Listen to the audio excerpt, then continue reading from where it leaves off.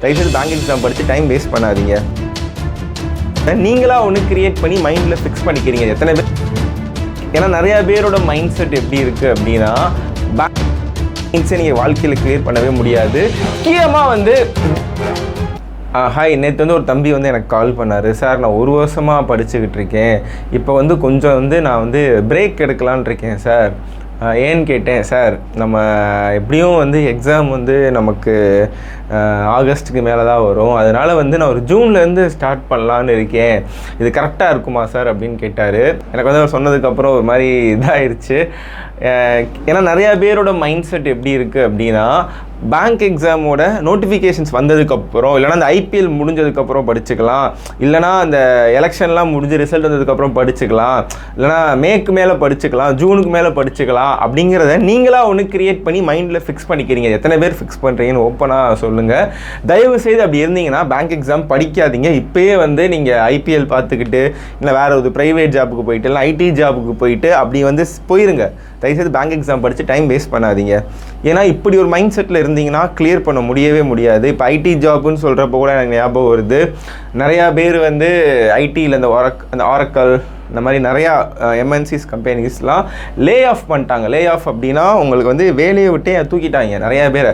So அதனால ID ஜாப்புமே secure job கிடையாது. ஒரு 35-40க்கு மேலே உங்களை போக சொல்லிட்டாங்கன்னா என்ன பண்ணுவீங்க? பட் இது அப்படி கிடையாது. ஒன்ஸ் நீங்கள் பிளேஸ்னா 60 வரைக்கும் நீங்கள் லைஃப்பில் செட்டில்டு. கரெக்டாக மேட்ரு என்ன அப்படின்னா, இந்த வருஷம் எக்கச்சக்க வேக்கன்சி வரப்போகுது. ஆல்ரெடி அனௌன்ஸ் பண்ணியிருந்தாங்க. லாஸ்ட் இயரவே விட இந்த வருஷம் நல்ல வேக்கன்சி இருக்குன்னு சொல்லியிருக்காங்க. வரிசையாக நிறையா எக்ஸாம் வரப்போகுது. மேட்ரு என்னன்னா, நீங்கள் ஜூனுக்கு அப்புறமோ ஜூலைக்கு அப்புறமோ படிக்க ஸ்டார்ட் பண்ணிங்கன்னா அப்போ கிளியர் பண்ண முடியாது. திரும்பியுமே நீங்கள் ப்ரிலிம்ஸ் தான் கிளியர் பண்ண முடியும். 3 வருஷம் ப்ரிலிம்ஸ் தான் கிளியர் பண்ணிட்டே இருப்பீங்க. மெயின்ஸே நீங்கள் வாழ்க்கையில் கிளியர் பண்ணவே முடியாது. இப்போ நீங்கள் நிறையா நான் 1 இயர் படிக்கிறேன் அப்படின்னா, தயவு செய்து இப்போ மெயின் செஷன்லாம் நிறையா இப்போ ஃப்ரீ டைமில் சும்மா ஜாலியாக ப்ராக்டிஸ் பண்ணுங்கள். லாஸ்ட் இயர் நம்ம பசங்க ஃபர்ஸ்ட் ஜூன்ல நான் எலைட் பாஸ் வாங்கினேன். இது ஆக்சுவலி ட்ரீமா தான் இருக்கு. 1 இயர்ல கிளியர் பண்ணேன்னு எல்லாரும் கேக்குறப்ப எலைட் பாஸ் உங்களோட பர்ச்சேஸ் பண்ணிட்டு ஃபுல்லா இந்த டிஐ வீடியோ மேக்ஸிமம் டிஐ தான் நான் எலைட் பாஸ் பை பண்ணியிருந்தேன். அது எல்லாமே யூஸ்ஃபுல்லாக இருந்தது. எல்லா கண்டென்ட்டுமே இருக்குது. எலைட் பாஸ்ல எல்லாமே இருக்குது சார். பேங்கிங் நாலேஜ், பேங்கிங் அவேர்னஸ்லேருந்து மொத்தமே கொடுத்துருக்கீங்க. எல்லாமே ஆர்பிஐலேருந்து எல்லாம் அப்பப்போ பேங்கிங் எல்லாம் அப்டேட் பண்ணாங்க. நீங்களும் அதை அப்டேட் பண்ணிட்டே இருக்கீங்க எலைட் பாஸ்லையுமே. அது யூஸ்ஃபுல்லாக தான் இருக்குது. உங்கள் 2 பேர் வீடியோஸ் நான் அதில் தான் பேசிக் ஃபுல்லாகவே படித்தேன். எந்த கோச்சிங்குமே நான் போனதே இல்லை.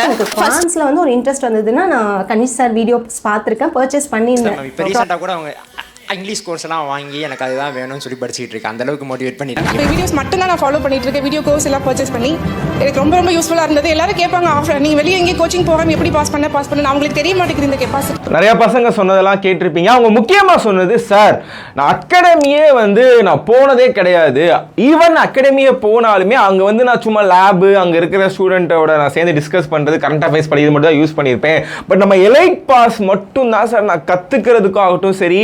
முக்கியமாக டிஐ சார், அந்த எலைட் பாஸ்க்குள்ள இருக்கிற ப்ராஜெக்ட் டிஐலாம் சத்தியமாக சொல்கிறேன், நான் எனக்கு டிஐ வாழ்க்கையில் எனக்கு வரவே வராது சார். உங்களுக்கு மட்டும்தான் நான் கிரெடிட்ஸ் கொடுத்தே ஆகணும். நான் எவ்வளோ தூரம் நான் பேங்க் பிஓ கிளியர் பண்ணியிருக்கேன்னா அந்த டிஐயால் மட்டும்தான் அப்படின்னா அந்த எலைட் பாஸ் அப்படின்னு அவ்வளோ பேர் ஆத்மார்த்தமாக சொல்லியிருந்தாங்க. யாருமே இது சொல்கிறது இல்லை. அந்த ஸ்டேஜில் சொல்கிறப்ப இங்கே வீட்டுக்கு நம்மள்ட்ட கிஃப்ட் கொடுத்து நான் கிளியர் பண்ணிட்டேன் சார் உங்கள் வீடியோஸ்னாலன்னு சொல்கிறப்ப அதோட வேல்யூஸ் அப்போ நீங்கள் ஃபீல் பண்ணுங்கள் எவ்வளோ இருக்கும் அப்படின்னு. ஏன்னா சும்மா நம்மளே நம்மளை பற்றி சொல்லக்கூடாது. பட் அந்த ரிசல்ட்ஸ், அது சக்ஸஸ் ஆனவங்க அதை டேஸ்ட் பண்ணிட்டு சொல்கிறப்ப அந்த எலைட் பாஸை தயவுசெய்து யூஸ் பண்ணிக்கோங்க. இப்போ இருந்தே அதில் இருக்க ப்ரிலிம்ஸ் மெயின்ஸ் கண்டென்ட்லாம். ஏன்னா நீங்கள் எவ்வளவோ ஸ்பெண்ட் பண்ண போகிறீங்க. எனக்கு தெரிஞ்சு மந்த்லி பார்த்தீங்கன்னா அதுக்காக ஒரு 300-400 ஸ்பெண்ட் பண்ண போகிறீங்க. மந்த்லி சொல்கிறேன். அப்படி நினச்சி இந்த 1 இயர் ஆர் 2 இயர் 1 இயருக்கு 2 இயருக்கு அந்த கோர்ஸ் வாங்கிட்டு தயவுசெய்து இப்போ இருந்தே அதில் உள்ள கண்டென்ட், ஒரு மேக்ஸ் அப்படின்னா அவ்வளோ வீடியோஸ் இருக்கும், இங்கிலீஷ்க்கு அவ்வளோ வீடியோ இருக்கும், ரீசனிங் அவ்வளோ வீடியோ இருக்கும், அவ்வளோ ப்ராக்டிஸ் மெட்டீரியல் இருக்குது, 50,000 கொஸ்டின் மேலே இருக்குது, மார்க் டெஸ்ட் இருக்குது. எல்லாத்தையுமே யூஸ் பண்ணி யூட்டிலைஸ் பண்ணி இப்போ இருந்தே படிக்க ஸ்டார்ட் பண்ணுங்கள். நோட்டிஃபிகேஷன் வந்ததுக்கப்புறம் படிக்கிறீங்க அப்படின்னா திரும்பவும் சொல்கிறேன், ப்ரிலிம்ஸ் கிளியர் பண்ணலாம், மெயின்ஸ் கிளியர் பண்ண முடியாது. So thank you. யோசிச்சுக்கோங்க. கமெண்ட் பாக்ஸில் கண்டிப்பாக கிளியர் பண்ணுவோம் sir, we can. KR Logics aim KR Logics 2027 awards அப்படின்னு கமெண்ட் பண்ணுங்கள். கண்டிப்பாக நடக்கும். லாஸ்ட் டைம் இந்த மாதிரி பண்ண நிறைய பேர் கிளியர் பண்ணிட்டு சொன்னாங்க, சார் நான் கமெண்ட் பண்ணேன் இப்போ செலக்ட் ஆகிட்டோம் உங்கள்கிட்ட அவார்டு வாங்குறேன்னு. ஸோ பை, பார்க்கலாம். All the best.